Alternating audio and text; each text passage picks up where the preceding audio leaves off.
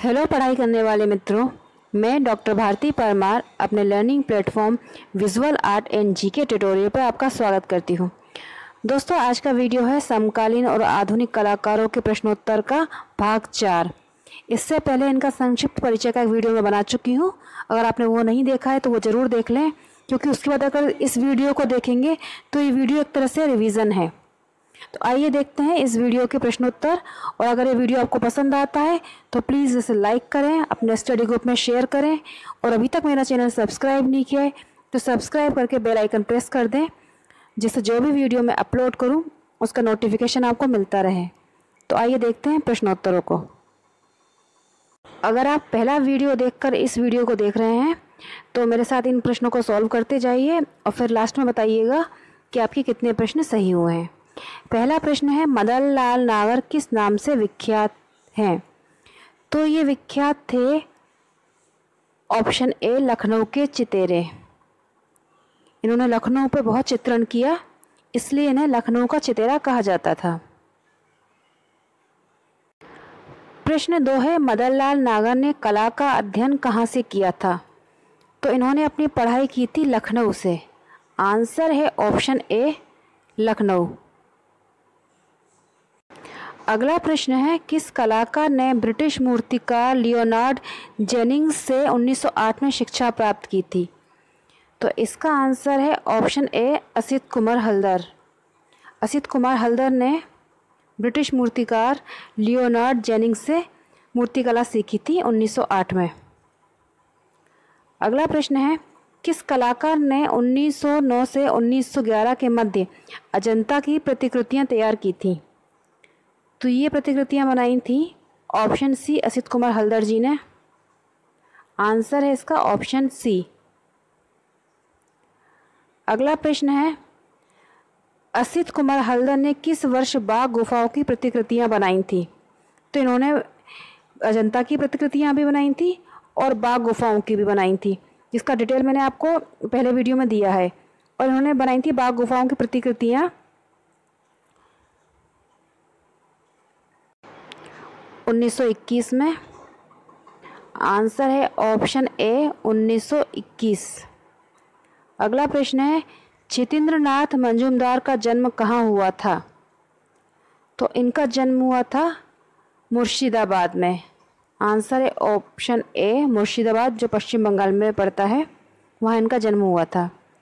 अगला प्रश्न है, छितेंद्रनाथ मंजूमदार के गुरु कौन थे? तो इनके गुरु थे option A Abanindranath Tagore ji. Option A है इसका आंसर। अवनींद्रनाथ टैगोर जी छितेंद्रनाथ मंजूमदार जी के गुरु थे। 8वां प्रश्न है, विंसेंट रोड एट बॉम्बे जल माध्यम में बनाया 1950 में, प्रतीक्षा तेल माध्यम में 1962 में, काशी तेल माध्यम में 1963 में। ये सारे ही चित्र किस कलाकार ने बनाए थे? तो ये सारे चित्र बनाए थे मदन लाल नागर जी ने। आंसर है ऑप्शन सी, मदन लाल नागर जी के बनाए हुए चित्र हैं। अगला प्रश्न है, वर्ष 1949 में कला विथिका लखनऊ के क्यूरेटर कौन बने थे?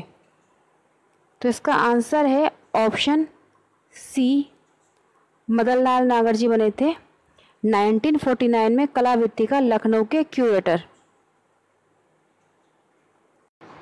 अगला प्रश्न है, 1924 में महाराजा स्कूल ऑफ आर्ट जयपुर के प्रथम भारतीय प्राचार्य कौन थे? तो इसका आंसर है ऑप्शन सी असित कुमार हल्दर। प्रथम भारतीय प्राचार्य थे principal Maharaja school of art Jaipur में।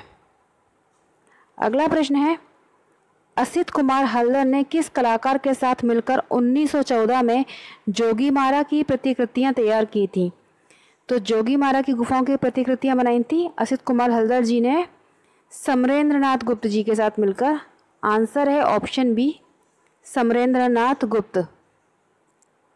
अगला प्रश्न है 12, 1919 से 1921 के मध्य शांति निकेतन कलकत्ता में जो है, वहाँ का कला भवन का प्रभारी कौन सा कलाकार था? तो इसका आंसर है ऑप्शन बी, असित कुमार हल्दर। असित कुमार हल्दर जी 1919 से 1921 के मध्य शांति निकेतन कला भवन के प्रभारी थे। अगला प्रश्न है, कौन सा कलाकार 1924 में Indian society of oriental art में कला शिक्षक था? तो इसका आंसर है ऑप्शन ए, जितेंद्र नाथ जी थे कला शिक्षक 1924 में Indian society of oriental art, जो कि कोलकाता में है। अगला प्रश्न है, इलाहाबाद विश्वविद्यालय में चित्रकला विभाग की स्थापना किस वर्ष हुई थी? तो स्थापना हुई थी 1942 में। आंसर है ऑप्शन बी, 1942। अगला प्रश्न है, शिव का चितेरा किस कलाकार को कहा जाता है? तो आंसर है इसका नंदलाल बसु। शिव का चितेरा नंदलाल बसु को कहा जाता है। अगला प्रश्न है, किस कलाकार को संत चित्रकार कहा जाता है? इसका आंसर है ऑप्शन डी, जितेंद्र नाथ। जितेंद्र नाथ मंजूमदार जी को संत चित्रकार कहा जाता है। अगला प्रश्न है, निम्नलिखित में से कौन सा कलाकार मुगल चितेरा कहा जाता है? तो मुगल चितेरा कहा जाता है अवनींद्रनाथ टैगोर जी को। आंसर है ऑप्शन ए, अवनींद्रनाथ टैगोर। अगला प्रश्न है, जितेंद्र नाथ मंजूमदार के द्वारा निर्मित चित्र चैतन्य की रामानंद के साथ बैठक, ये चित्र कहाँ संग्रहित है? तो ये चित्र संग्रहित है National Gallery of Modern Art NGA में, यानी कि राष्ट्रीय आधुनिक कला संग्रहालय, नई दिल्ली में। अगला प्रश्न है, जितेंद्र नाथ मंजूमदार द्वारा निर्मित चित्र यक्षपत्नी, जो कि एनजीए में संग्रहित है, ये किस माध्यम में निर्मित है? तो ये चित्र बना है कागज पर टेम्परा। कागज पर टेम्परा या वॉश, दोनों में से कोई भी है, इस पर टिक कर सकते हैं। ये दोनों माध्यम में मिक्स बना है यक्षपत्नी, जो एनजीएमए में संग्रहित है। अगला प्रश्न है, निम्नलिखित में से किस कलाकार ने विंसेंट वैन गॉग से प्रभावित होकर चित्रण किया था? उनकी टेक्निक और कलर उस तरह से लगाए मदन लाल नागर जी ने। आंसर है ऑप्शन ए, मदन लाल नागर जी ने। अगला प्रश्न है, निम्नलिखित में से किस कलाकार ने ओल्ड सिटी श्रृंखला पर चित्रों का निर्माण किया? तो ये बनाए थे मदन लाल नागर जी ने ओल्ड सिटी श्रृंखला पर चित्र। आंसर है ऑप्शन सी, मदन लाल नागर।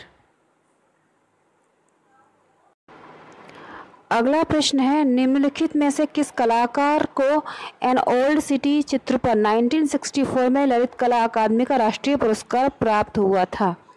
तो ये मिला था मदन लाल नागर जी को। आंसर है ऑप्शन बी, मदन लाल नागर जी को 1964 में राष्ट्रीय ललित कला अकादमी नई दिल्ली का पुरस्कार मिला था। चित्र था एन ओल्ड सिटी। अगला प्रश्न है, निम्नलिखित में से किस कलाकार के बड़े भाई लेखक थे?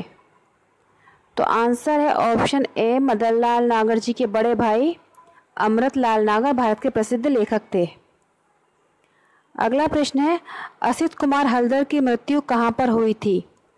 तो इनकी मृत्यु हुई थी ऑप्शन बी, लखनऊ में। ऑप्शन बी, लखनऊ में असित कुमार हल्दर जी की मृत्यु हुई थी। अगला प्रश्न है, सबसे पहले किस भारतीय कलाकार को रॉयल सोसाइटी ऑफ लंदन से फेलोशिप मिली थी 1934 में? तो ये कलाकार थे असित कुमार हल्दर जी।